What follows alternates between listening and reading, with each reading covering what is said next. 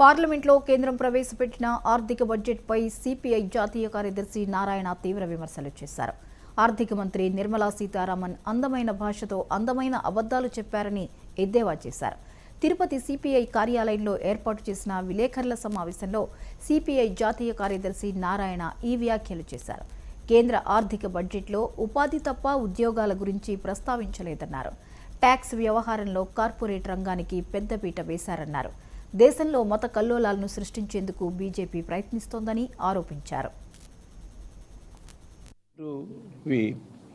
ఇప్పుడు ఎన్నికలు రాబోతాయి కాబట్టి కార్పొరేట్ కంపెనీస్ డబ్బులు దండుకోవాలి కాబట్టి కార్పొరేట్ కంపెనీస్ వాళ్ళు ఇచ్చినటువంటి పన్నులు 30% నుంచి ఒకప్పుడు 33% ఉండింది. ఇప్పుడు 25%కి 22 తగ్గించేశారు. అంటే 33% నుంచి 22% తగ్గించారు.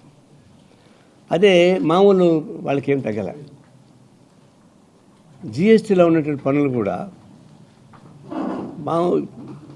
పేదవాళ్ళకు ఉపయోగించేటువంటి అన్నీ పెంచేశారు. దీన్ని బట్టి కార్పొరేట్ రంగానికి అందరం ఎక్కించి వాళ్ళని పెద్దపీట వేసి రేపు రాబోయే ఎన్నికల్లో వాళ్ళు ఫైనాన్స్కి ఉపయోగపడే పద్ధతుల్లో బడ్జెట్ రూపొందించారు. ఇంకోటి కానీ కాదు, ఇది పచ్చి దగా మోసం. ఏమంటారే నేతి బీరకాయలు నెయ్యంత వాస్తవం. నిర్మలా సీతారామన్ గారు ప్రకటించినటువంటి బడ్జెట్ కూడా అంతే అబద్ధం ఉందని చెప్పేసి నేను అర్థమైపోయింది.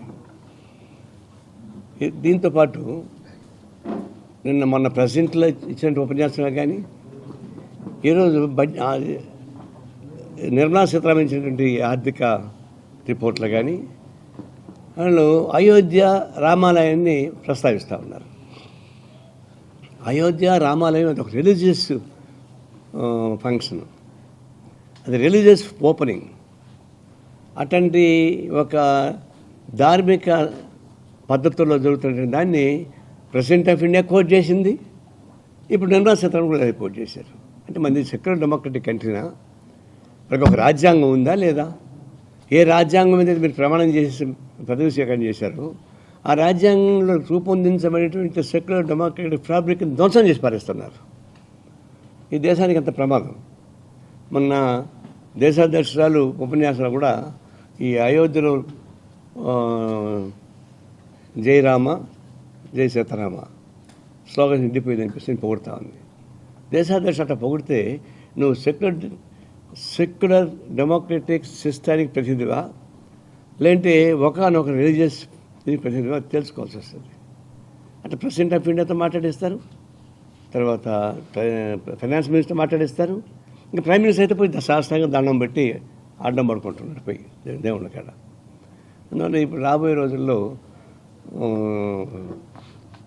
మన రాజ్యాంగానికే ప్రమాదం ఎక్కడి నుంచి వస్తుందంటే మన ప్రధానమంత్రి నుంచి వస్తుంది.